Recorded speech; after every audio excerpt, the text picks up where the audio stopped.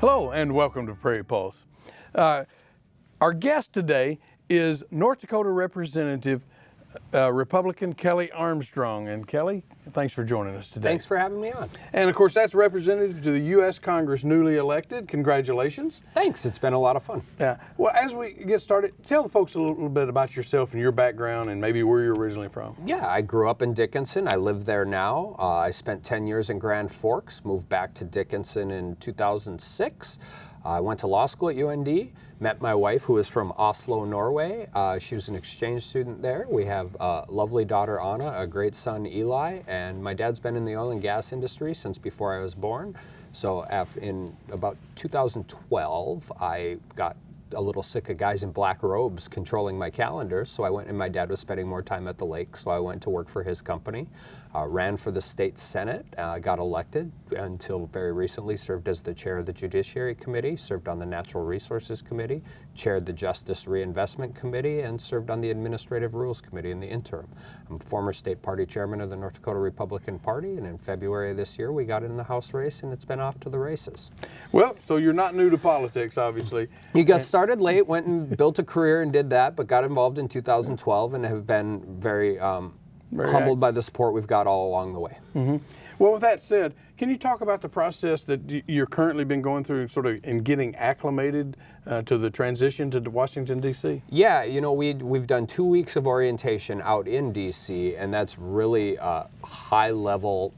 The best analogy I can give is a high level of freshman orientation at college. I mean, but instead of talking about dorm rooms and textbooks, you're talking about cybersecurity and federal payroll and benefits to help with your staff. And at the same time, we're working on transition here in North Dakota. I think eventually we will want 4 offices here. We're trying to get our Fargo office set up, our Bismarck office set up, and then we'll work towards Grand Forks and Minot. And at the same time, making sure we hire people that know North Dakota and are working forward to making sure these issues are coming forward. Mm-hmm. What do you attribute your victory to, I guess, in your campaign most recently? Well, first and foremost, I think North Dakota is a conservative state. I've been conservative in the North Dakota legislature, and then, you know, hiring smart people, staying out of their way, working really hard, and having a positive message. That's what we tried to do. Obviously, there was a high-level Senate race in North Dakota. Our race was a little bit below the radar, which was great for me because the best way to meet people was in a coffee shop in Harvey or a coffee shop in Grand Forks. Sit down and just talk and introduce yourself to the voters in North Dakota. Sure. Why is it, you think, in North Dakota that it's really dominated by the Republican Party? Yeah, I think the easiest answer is ag and energy are our anchor tenants, and everything in between is small business. And we have conservative social values. We appreciate the value of hard work, and I think especially over the last 20 years, North Dakotans have really come to realize we're better off when North Dakota's in charge of our destiny instead of the federal government. Mm-hmm.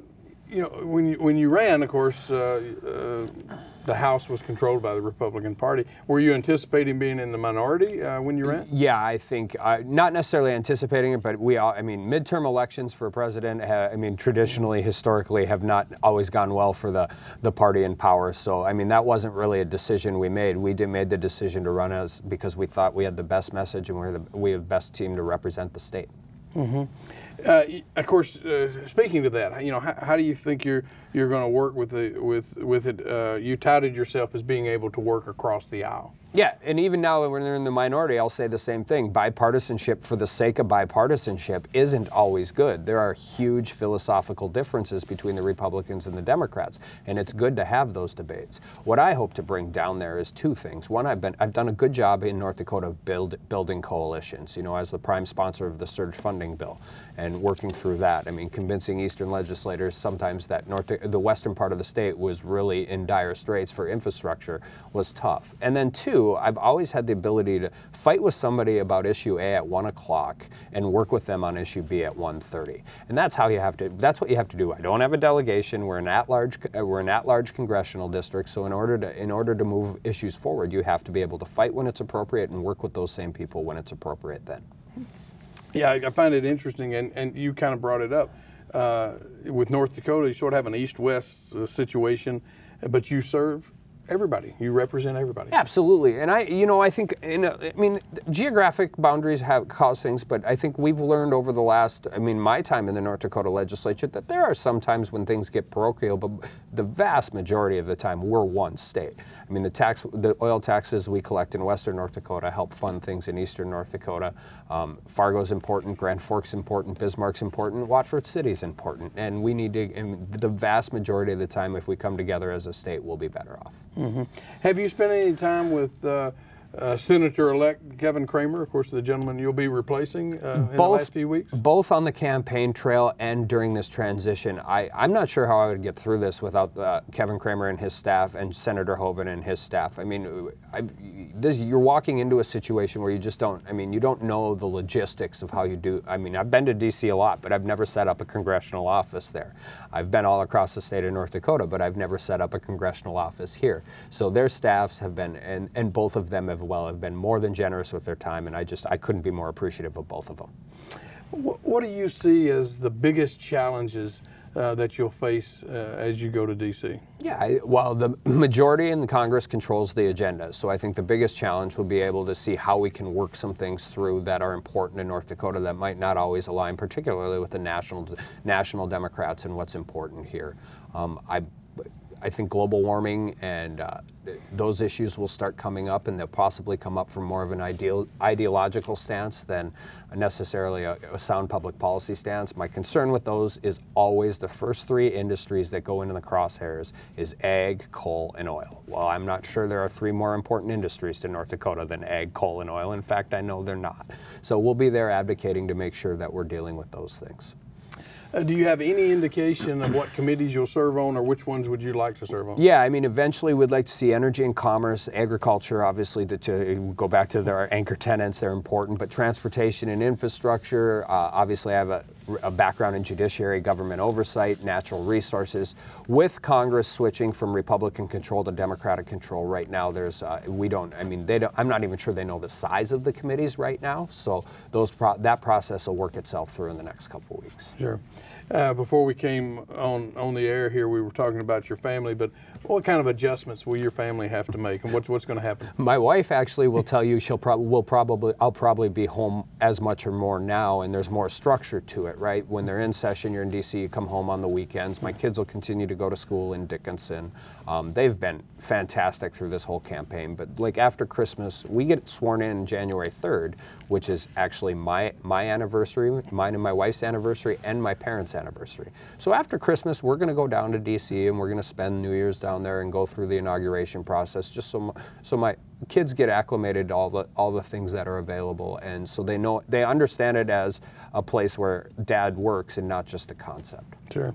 And the age of your kids, Washington D.C. is a great place to be. My daughter, probably by the time a lot of your viewers come down to visit our office, may be giving the best Capitol tour of anybody. So it's going to be really exciting for them, and it's exciting, and I need them to be a part of it. We ran on this. We ran as a family. We did that, and when they're my best supporters, and they're still my number 1, 2, and 3 constituent, not in any particular order. Well, good. Well, let's get into some of the issues, I guess. Let's talk about, what are your thoughts on the Affordable Care Act, and of course, which is a lawsuit in the state of North Dakota, and the efforts to repeal the law? Yeah, as things move through the court system, they're going to do that, but we are going to have a divided Congress, and healthcare was a big issue, not just in North Dakota, but it was all across the country.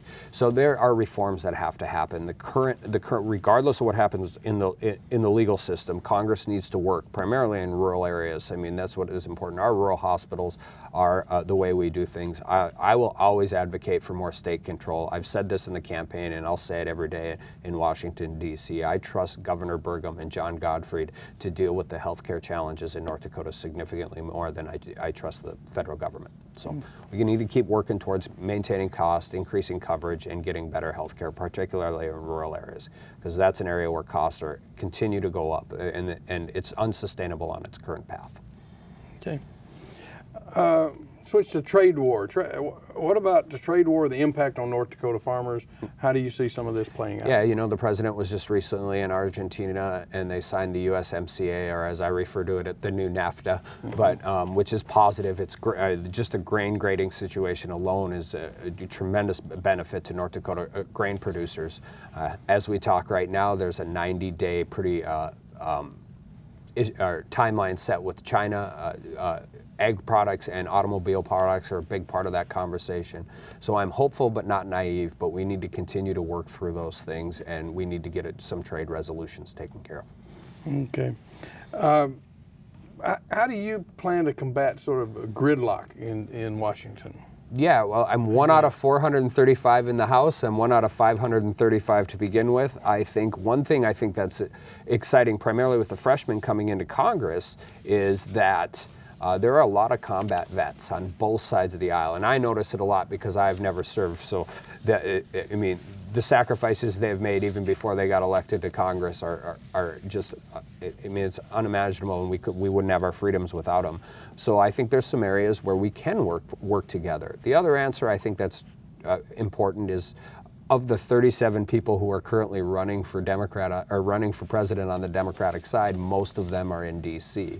And we've all seen this in elections. You have to be able to run on something and not just against something. So I think infrastructure is an area where we may be able to get something together and get some bipartisan support. And I think continuing on the opioid addiction crisis across this country, you know, they passed the largest bipartisan opioid legislation in our history, and they did it right in the middle of the Kavanaugh hearings, so nobody heard about it. But there is still bipartisan things that move forward, and I think just the ability to work with people on issues like that are important and important to North Dakota citizens is how you do it.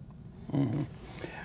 What about your views on President Trump, and you know, when to support the president and when not to, depending on specific legislation? Yeah, and I think you take whatever's coming out of the president's office as on a case-by-case basis. I will say, by and large, that this president and his staff have spent more time in North Dakota than probably the last 5 presidents combined, and seems to care about the heartland issues, whether it's ag, whether it's energy. You know, North Dakota is not a sleepy flyover state anymore. We are an economic powerhouse, not just in this country, but nationally, whether it's ag, whether it's oil, whether it's the second largest Microsoft campus in the country, or the largest one outside of Washington. You know, our unmanned aircraft technology up in Grand Forks. These are issues that don't just affect North Dakota, they affect the whole country. But you work with the president because, by and large, his policies have been great for North Dakota, and when you disagree with them, you do it, but you do it in a respectful manner, and you advocate for the citizens of North Dakota, and that's my job, and that's what it will always be. And I'll agree with Democrats if it's good for North Dakota, and I'll disagree with the president if it's bad for North Dakota. Okay. Well, with that, I kind of was thinking, you know, it wasn't that many years ago, North Dakota sent 3 Democrats to Washington, D.C. with Dorgan, Conrad, and Pomeroy. Now we're on the flip side of that with 3 Republicans, with Hoeven, Kramer, and Armstrong. How do you see that relationship building, and what do you hope for in the future? Yeah, and I think a big reason for that is the National Democratic Party, and a lot of the platform issues they advocate for don't resonate really well in North Dakota. Like I said, we're a conservative state. Mm-hmm. We want to be able to work hard, have a good price for our product, and get a fair wage. I mean, those are the things we do, and we do it better than anybody here. So I mean, the relationship moving forward with both the governor's office, the North Dakota legislature, you know, I can't help in D.C. if I don't know there's a problem in D.C.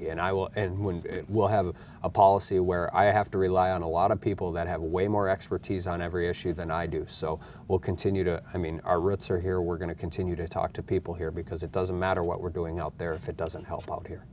Yeah.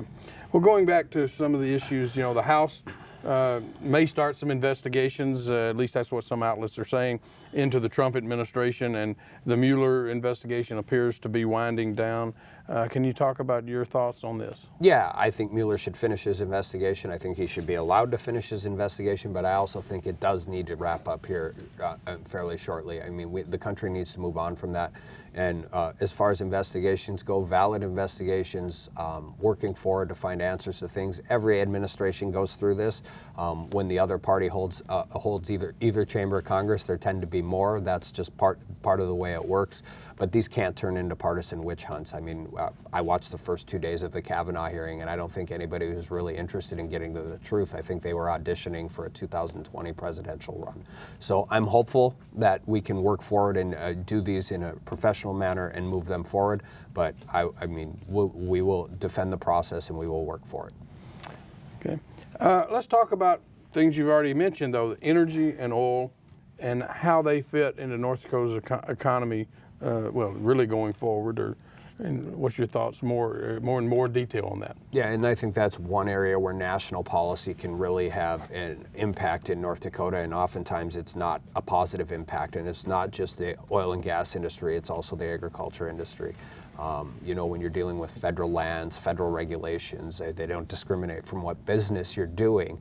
But what we have found in North Dakota, both, and we've heard this in state Senate hearings, I've heard it in my personal life, I've heard it in my professional life, is the federal government involved in these types of policies doesn't make the environment any cleaner, it doesn't make it any safer. What it does do is take more time and cost more money. And so we have a great and robust regulatory system here in North Dakota. And we need to work in D.C. to policies that allow those decisions to come back home. Yeah. Recently, the governor presented his budget that, of course, the legislature will take up in North Dakota.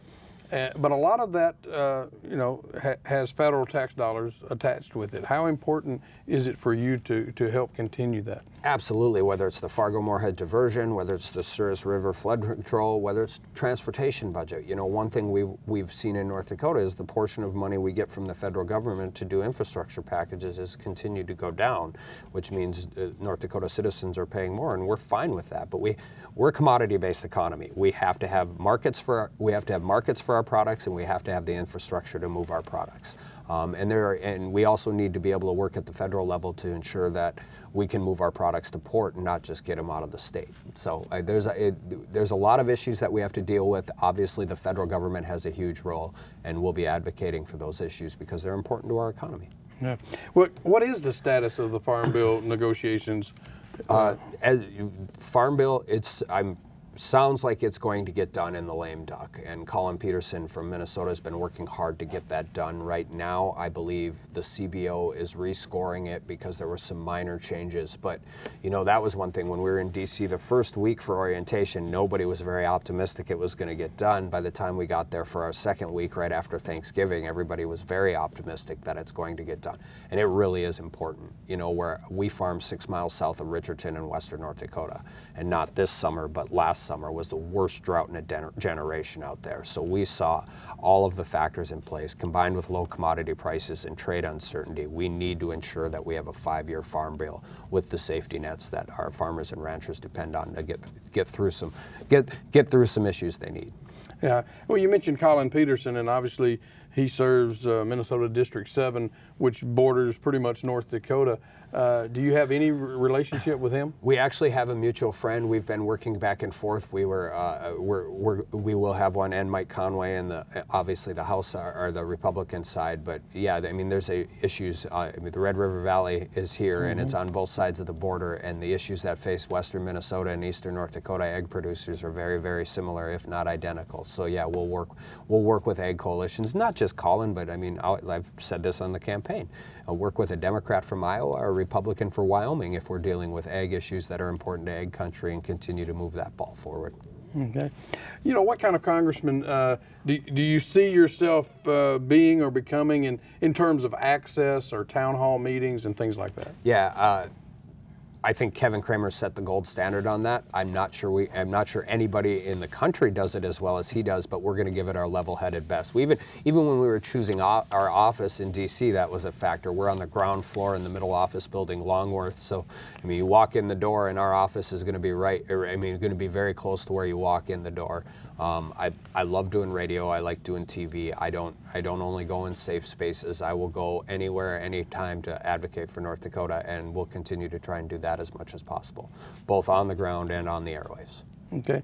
And of course, access for people who might like to come to D.C. and pay a visit? Yeah, absolutely. The only answer I always tell someone is make sure they call in advance, because there will be times I'm back here and I've got, this goes back to what I said, hire really smart people and let them do it. The first position I filled when I got out there was my scheduler, and it's a lady who's coming from North Dakota with me out to DC. It's important to me that our constituents know that we have an open door policy.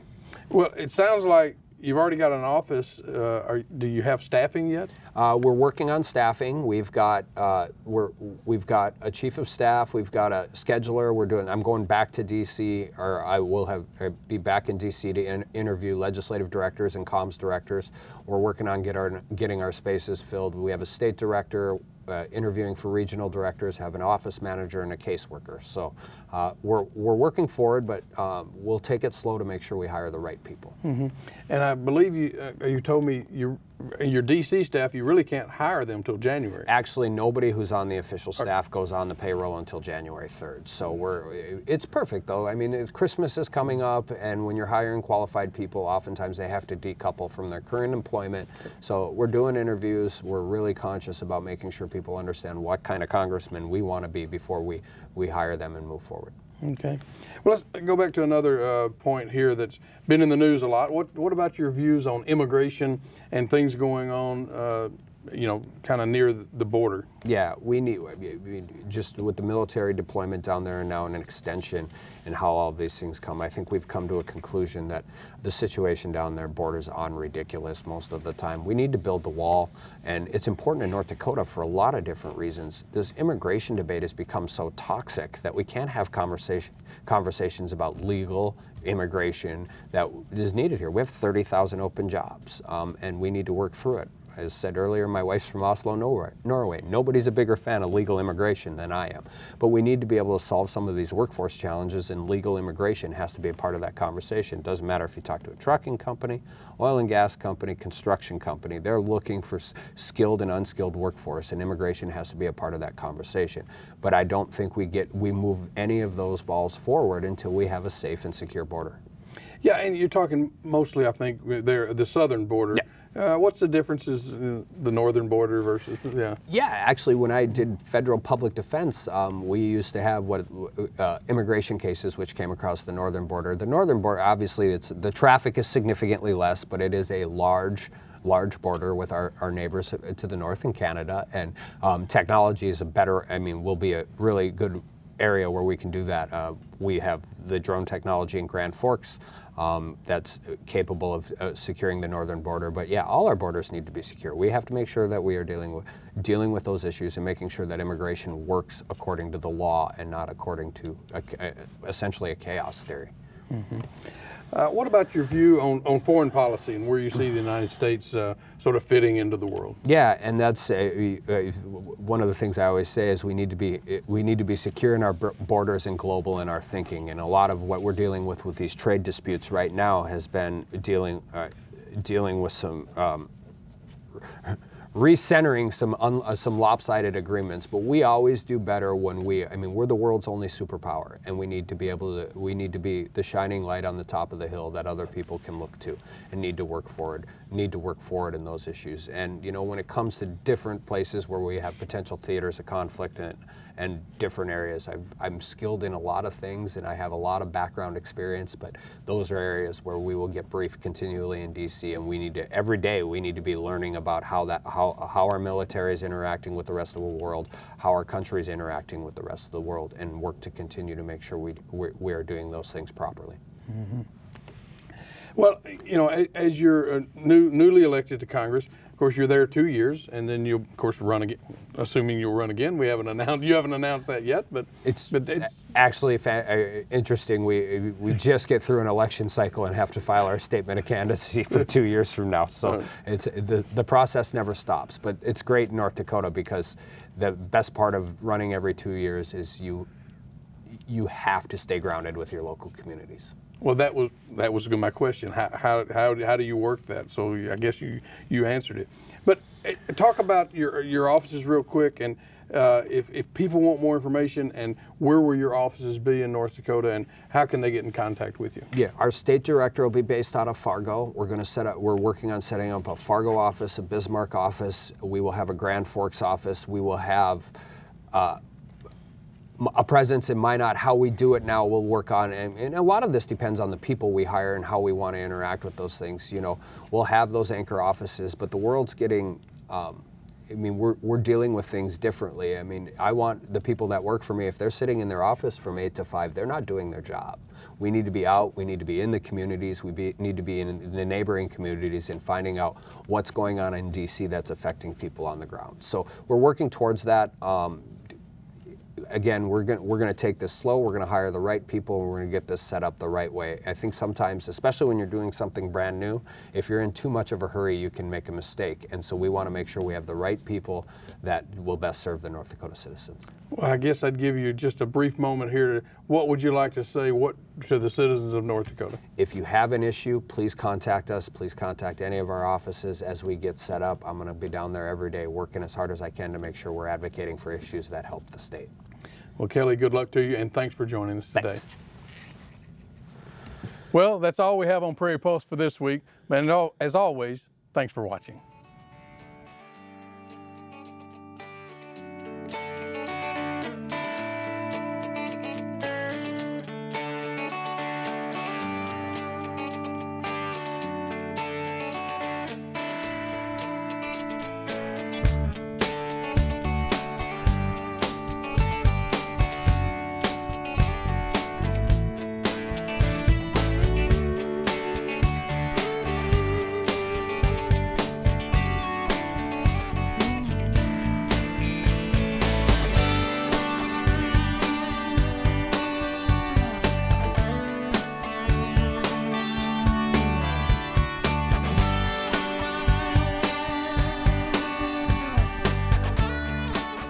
Funding provided by the members of Prairie Public.